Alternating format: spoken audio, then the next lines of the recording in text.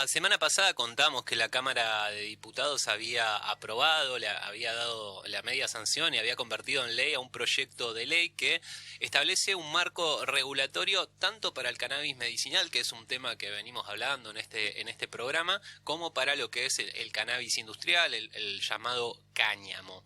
Una ley que fuera muy celebrada, ¿no? Justamente por quienes hacen uso del cannabis con motivos medicinal, porque con la regulación de esta posibilidad, digo, del uso medicinal del cannabis que se viene dando en nuestro país de 2017 para acá, se venía generando justamente el marco para utilizarlo con este fin, pero faltaba apuntalar justamente la cuestión de la producción. Un poco se había avanzado en este sentido, un poco bastante, en 2020 con los permisos de autocultivo, y ahora se da un muy importante paso adelante. Así que para charlar un poco sobre cannabis medicinal tenemos el gusto de recibir a Alejandro Buciarelli, docente de la Universidad Nacional del Sur, farmacéutico e integrante de la Red de Profesionales para el Estudio del Cannabis Medicinal, ReproCan.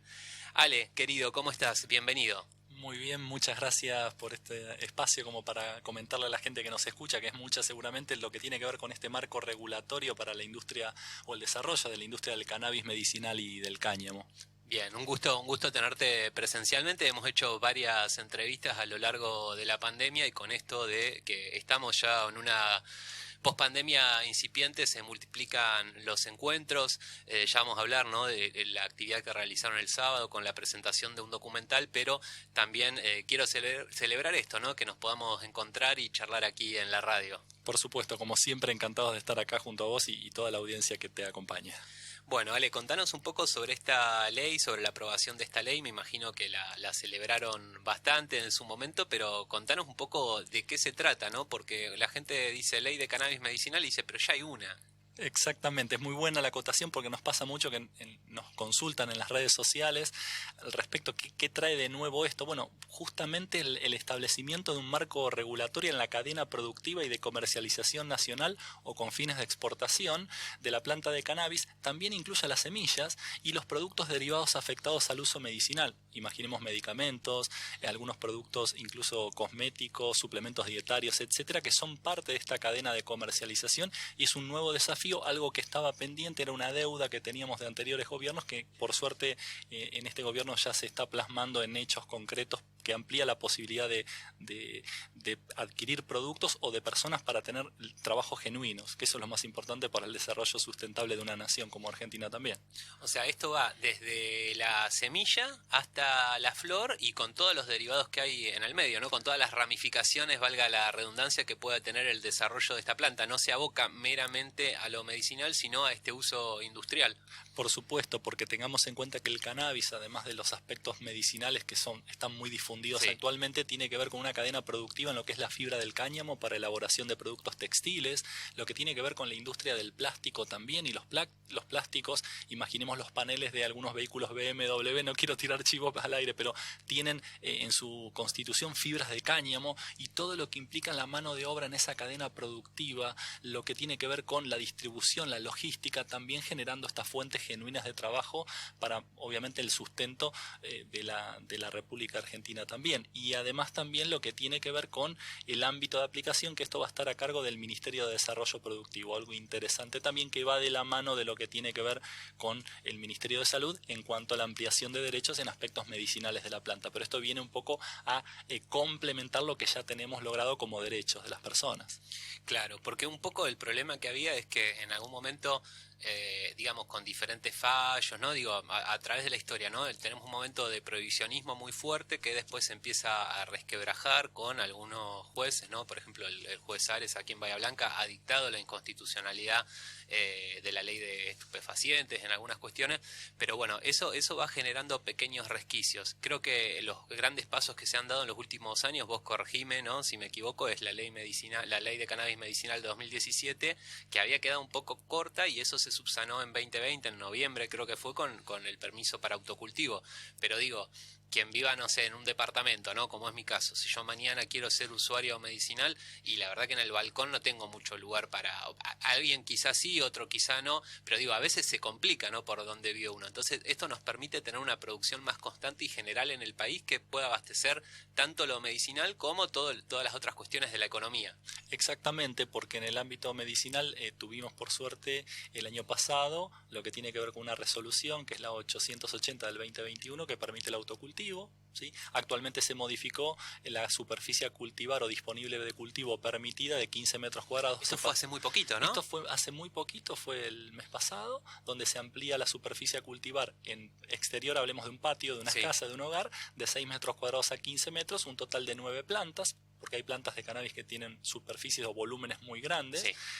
Que realmente es interesante, y por otra parte también, por supuesto, el tema de contar también con productos a través de una ley de producción para aquellas personas que no puedan cultivar, no lo deseen o quieran adquirir distintos derivados de la planta, ¿no? Me parece muy interesante y en ese sentido tenemos muy buenas perspectivas, muy buena visión desde nuestro equipo de trabajo y a nivel general también de los ámbitos vinculados al cannabis, porque realmente es superadora esta ley respecto a otros países. Entonces muchas veces nos quejamos de que lo de afuera es mejor. Yo creo que en Argentina hemos logrado derechos que son realmente impensados si hablábamos hace 3, 4, 5 años atrás, sobre todo, ¿no? Obviamente hay una política de los gobiernos que estimulan este tipo de emprendimientos y los concretan, por supuesto, con leyes superadoras, donde en general se convoca a toda la sociedad para participar o a distintas organizaciones que forman parte de este colectivo también. Bien, y... decíamos, ¿no? El tema de la producción para el uso medicinal. Ahí es un tema que hemos charlado en otras ocasiones, Ale, ¿no? Que uno a veces dice, pero esto no se puede sintetizar. Digo, ya que es un compuesto químico, ¿por qué no viene el CONICET y lo sintetiza y hace la droga que sirve y hace una tonelada o lo que sea y hace una cantidad industrial, por así decirlo? ¿Y por qué no resolvemos el problema así? ¿Por qué tenemos que plantar cannabis y no simplemente sintetizar ese compuesto tan valioso que tiene? Claro, cuando hablamos de cannabis hablamos también de una planta medicinal proveedora de un gran número de principios activos, donde están los cannabinoides o fitocannabinoides predominantemente, pero básicamente el fundamento del uso de plantas tiene que ver con algo tradicional que es la fitoterapia, ¿sí? El tratamiento de afecciones o de distintas condiciones de salud o enfermedad con plantas medicinales. Y el fundamento de la fitoterapia se basa en el uso de extractos o una serie de componentes, no uno solo, que muchas veces permite obtener mejores resultados que una sustancia aislada de una planta. Podemos compararlo, por ejemplo, si utilizáramos como aislando, por ejemplo, la cocaína de la hoja de coca para lo que son algunas cirugías. Es un anestésico, fue el primer anestésico. Ahora es diferente cuando hablamos del cannabis porque justamente el efecto positivo, favorable, en general está documentado que suele ser una serie de compuestos y no una sustancia aislada. El caso típico es el caso de la prevención de las convulsiones epilépticas, donde el cannabidiol o CBD tiene una tasa relativamente favorable en cuanto a la prevención, pero no alcanza. Hay muchos pacientes refractarios que logran mejores efectos con los aceites artesanales. Entonces, ahí va la idea de tener este tipo de preparaciones y no de sintetizarlos, aislarlos. Lo que implica la síntesis de un principio activo, primero encarece los productos. Estos productos aislados de CBD o los que contienen THC sintético en Estados Unidos y en Europa. En el caso del THC tiene dosis letales y dosis tóxicas, no el caso del CBD, pero de todas maneras la probabilidad de tener éxito en una determinada condición fisiopatológica es mayor cuanto más componentes tiene. Para el caso del cannabis y de las plantas medicinales en general, salvo principios activos que pueden ser antitumorales, que se obtienen en ocasiones de otras plantas, pero para el caso del cannabis el secreto o la estrategia es lo multicomponente. Eso está demostrado y hay trabajos que lo acreditan. Pueden visitar también la página de MAT o la base de datos Cochrane también. O sea, esto está estudiado, es así. No es solamente una opinión, digamos, es ciencia. Exactamente, y la fitoterapia es una rama, es una disciplina que depende de la medicina, es una rama y por eso tiene un sustento. Obviamente hay plantas con mayores niveles de evidencia como el cannabis en determinadas afecciones. Dolor crónico, por ejemplo, rigidez, espasticidad, pérdida de apetito, náuseas y vómitos asociados a quimioterapia, tiene un alto nivel de evidencia científica. En otros casos, por ejemplo, glaucoma o hipertensión ocular, hay menos evidencia, pero hay que seguir generándola. ¿Por qué? Bueno, porque justamente no podíamos investigar hasta hace muy poco tiempo y hay países países que tampoco pueden hacerlo. Hoy en día esto va cambiando, pero la generación de evidencia primero parte de la posibilidad de tener materiales para investigación. Y esto, digo, también debe ser... pensando, ¿no?, en tu caso, ¿no?, que sos científico, sos investigador, digo, abre muchas posibilidades para que Argentina se posicione en lo que es el conocimiento científico del cannabis para su uso medicinal. Digo, si hay otros países donde no se puede investigar y de pronto acá tenés una ley que te regula la producción y tenés un marco regulatorio para el cannabis medicinal, digo, no es solamente el beneficio para la salud del cannabis, no es solamente las aplicaciones e incluso la cuestión de las divisas, que no lo hemos tocado. En el caso de la exportación se cree que se pueden generar dólares con esto, sino también la producción de conocimiento y esa ventaja comparativa que siempre te da el conocimiento. Por supuesto, el recurso humano argentino es increíble, realmente con muy pocos recursos se logran cosas increíbles, y si hay una legislación que lo acompaña, por supuesto que se esperan réditos de más de 500 millones de dólares anuales de base. Imaginemos que esto obviamente va a generar, además de los puestos de trabajo, un ingreso económico en dólares que siempre son necesarios para las distintas gestiones que hagan los gobiernos actuales y futuros. Por eso realmente es una expectativa muy grande que tenemos, y también va a permitir que esas personas, pequeñas productoras, también puedan nuclearse en cooperativas y por supuesto vender sus producciones, favoreciendo también la oferta y acomodando los precios realmente a la realidad argentina. Creo que va a ser algo beneficioso para todas las partes involucradas. Bien, y hablamos, ¿no?, de las posibilidades que se abren en la investigación, y no quería dejar pasar que, bueno, vos, aparte de ser docente de la Universidad Nacional del Sur y de ser farmacéutico, como bien decíamos, sos integrante de la red de profesionales por el estudio de cannabis, que de alguna manera tiene la sede en la universidad. Digo, son la mayoría, si no todos, son de la Universidad Nacional del Sur. Contanos un poco qué es este ReproCan, cómo trabajan y cómo los puedo contactar, cómo me puedo poner en contacto con ustedes, qué actividades están realizando y demás. Bien, la red de profesionales para el estudio del cannabis, ReproCan, corresponde a una red que integra profesionales de las distintas áreas, ¿sí?, desde la medicina, farmacia, bioquímica, sociología, etcétera, con una propuesta no solo de formar profesionales que se capaciten en el tema cannabis, sino también en la fitoterapia, y articulamos con distintas ONGs, participamos también de consejos asesores de políticas vinculadas al cannabis, en Torquín, en Bahía, y también como miembros asesores en el Consejo Consultivo del INASE, el Instituto Nacional de Semillas, y a su vez con proyectos de extensión universitaria también, interactuando con la sociedad, y ahí es donde ponemos un poco la pata en lo que es el control de calidad de preparaciones, ¿sí?, que la gente acerca parte de sus formulaciones o aceites, y lo que hacemos es el análisis general, y ahí es donde nos damos cuenta que hay una variabilidad en la calidad y en la concentración de los componentes del cannabis que muchas veces hace necesario ese control para que los profesionales y las profesionales del área médica puedan dosificar de acuerdo a esos resultados. Nos parece mucho lo que estamos haciendo, pero en el sentido de vincularnos a la sociedad, ¿no? En la universidad siempre estamos muy encerrados, a veces publicando y trabajando, nos olvidamos qué es lo que la sociedad necesita de nuestro equipo, y me parece importante tener en cuenta y tener esa sensibilidad para las personas que con parte de sus impuestos sustentan nuestras tareas también. Así que es importante vincularnos, comprometernos con este tipo de causas o las que creamos convenientes, claro. Pero la participación de la universidad es clave también para que esto se genere,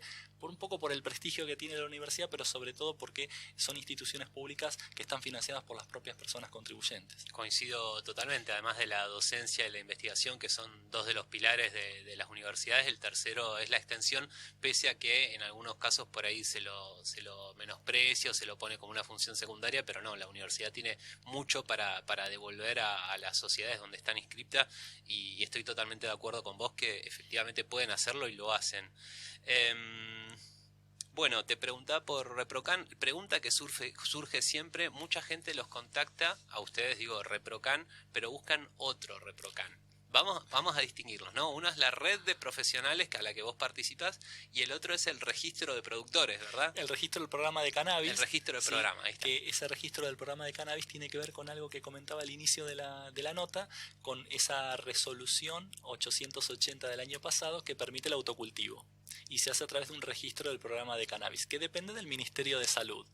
Sus siglas son también ReproCan, pero aparece después de nuestra red de profesionales, pero por supuesto que en nuestras redes sociales de Instagram, @ReproCan, hay muchas inquietudes, desde consultas sencillas hasta algún reto también porque no les aprueban el registro, cosa que no depende de nuestro equipo, pero sí abocamos y abordamos una serie de consultas que llegan cotidianamente, desde asesoramientos legales, de capacitaciones, algo que quizás el Estado no lo cubre porque no tiene una forma de comunicarse a través de un Instagram, pero sí esa tasa de respuestas del 100%, siempre estamos ahí en el territorio, como decimos desde el equipo. Nos parece importante porque lo hacemos con vocación. Realmente cuando se hacen las cosas con pasión y vocación, no resulta un trabajo, es una tarea que integrada con el resto del equipo es mucho más fácil realmente. Y bueno, cada quien está en el lugar que mejor le hace sentir, ¿no? De eso se trata. Doy fe de eso. Ale, el sábado pasado presentaron un documental desde ReproCan. Contanos de qué va, de qué se trata, cómo lo hicieron y cuándo y dónde lo vamos a poder ver. Bien, este documental denominado Luz Verde viene a poner una serie de 4 encuentros documentales que se van a subir por la plataforma YouTube. La presentación del primer capítulo fue el sábado pasado, y por otra parte es algo interesante porque el nombre propio del documental, Luz Verde, viene a poner esa luz verde para lo que es hablar de un tema tabú como es el cannabis, ¿no? Y un poco tener entrevistas, abordajes interdisciplinarios, conducido por nuestro doctor Nicolás Dibiase, miembro de ReproCan y presidente actual, y a su vez Mariana Di Cristófaro, en una producción que tiene que ver con auspicios, donde ReproCan está formando parte también de esas instituciones que apoyan este tipo de estrategias, porque también le dan trabajo a muchas personas y está hecho desde una visión no prohibicionista, abordando los distintos aspectos del cannabis, lo que es el uso adulto y responsable, medicinal, industrial, etcétera. Bien, y te quería preguntar cómo estamos por acá en Bahía. Ha cambiado mucho el marco normativo, eso es una cuestión que tiene que ver con lo nacional. Acá en Bahía Blanca también se sancionó una ordenanza de cannabis medicinal, costó un poco, pero finalmente salió. Pero me acuerdo el tema que charlamos hace 2 años, también hace 1 año, que tiene que ver con esta época, que es época de cosecha. Algunos ya habrá cosechado, otro estará por cosechar, y es el momento para quien cultiva de más ansiedad por... por un lado los allanamientos con la policía, lo más común, lo más frecuente y lo peor que te puede pasar, y por otro lado, ¿no?, la indefección frente a los llamados cogolleros, que son personas que se enteran que fulano o mengano tiene una planta, se le meten en la casa, lo roban, no amparándose en la imposibilidad que tiene esa persona de denunciarlo. ¿Cómo estamos con eso acá en Bahía? Respecto a la situación de Bahía, hay que destacar que lo que son los permisos habilitados por ReproCan, por el momento no hay tantos inconvenientes, pero sí lo que notamos en cierta forma es un poco esto de que haya espacios públicos, porque hay una ordenanza municipal que en parte no se estaría cumpliendo, por ofrecer espacios para el tratamiento de pacientes con cannabis, ¿sí? En los hospitales públicos no está ese espacio, salvo en algunas que otras salas que dependen del municipio, pero no están esos espacios en los principales hospitales que tenemos en la ciudad, y por eso en cierta forma no se estaría cumpliendo con esa ordenanza de garantizar el acceso al cannabis. Y por otra parte atender a la gente que en hospitales públicos, que hasta el día de hoy no se pueden atender específicamente con el tema cannabis, donde el municipio ha realizado, conformado y aprobado una ordenanza, ¿sí? Entonces hay que trabajar en esos aspectos para poder brindarle atención a toda esa masa de gente que con el cannabis encuentra realmente otra calidad de vida. Y lo mejor de todo esto es que evita saturar las salas, las guardias, etcétera, con problemas que tranquilamente se pueden abordar preventivamente con el cannabis. Es un beneficio total.